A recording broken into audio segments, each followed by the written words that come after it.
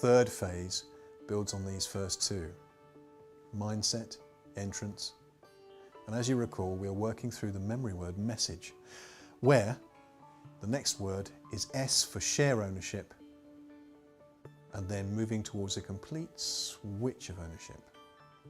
This phase is all about the transfer of ownership from the teacher or the trainer to the student or the learner. In the British comedy movie, the film Monty, there's a scene where the teacher is ineffectively trying to choreograph a simple dance routine. The dance coach loses his temper and looks like he's about to give up in despair.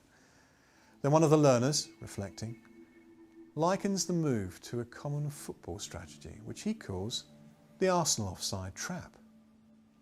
This use of an analogy captures the imagination of the rest of the learners, and they execute the dance move perfectly once they think of it as a football tactic. My point here is that there was a sharing and then a switching of ownership. The moment the learners put the content into their own words, their motivation and engagement levels became higher. How can we achieve this in our training delivery? Well, the rule is simple. Anything a learner has to mentally process begins that transfer of ownership. In an age of multiple processors, our minds can be said to run on an intelligent septian processor, a sevenfold processor. It's as if we have 7 core processors that help us understand how something is relevant for us. The information comes in through our senses, but it still may not be comprehensible. This phase is where we grasp the relevance for ourselves. There are 7 ways we process and thus own new learning. Logic and reason. When we think about the logical flow of information or an ideal through to its conclusion, we're using this processor. So let's call it our logic processor. The language processor. This is where we take information that has been presented to us and we reword it in our own terms, as in the movie. 3D processor. Almost a graphics card for the brain, where learners make visual links between ideas and information and outputs. Think flowcharts and mind maps. Tactile processor. This is learning by redoing. At the entrance phase, we may learn by having a hands-on demonstration.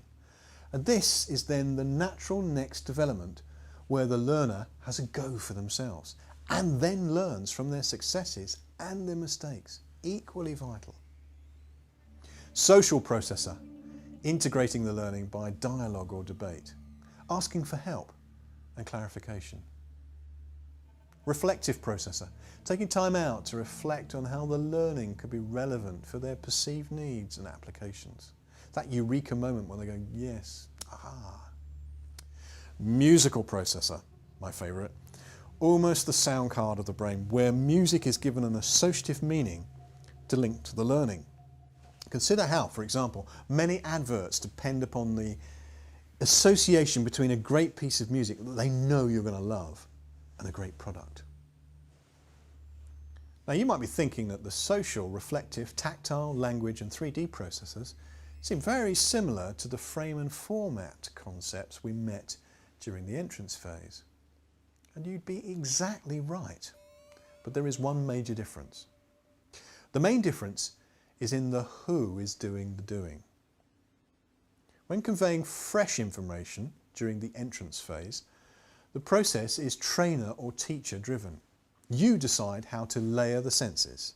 You decide when there will be a discussion or a time for reflection. You decide when to provide detail and when to build the relationships between the learners and the value of the content. During the share and then switch ownership phase, it's all learner driven. They decide how they want to process the content and thus master it for themselves. Your job is to provide the opportunity. In practice, this means providing a range of activities for the learners to choose from in order to deeply understand and apply the core learning for themselves. Let's give you some examples. If you get them to work through the reasons a pattern of keystrokes will work in a software package and why another set of commands won't work, they have to be integrating the learning using the logic processor.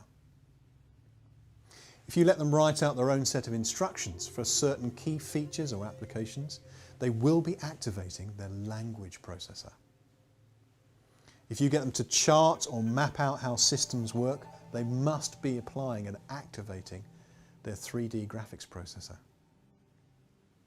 If you get them to discuss applications with other learners or ask questions, they will be using their social processor. If you give them time to reflect before describing the importance of an application to them personally, you will be encouraging the use of the reflective processor. And if you ask them to associate their learning with a song or a playlist, they will have launched their musical processor.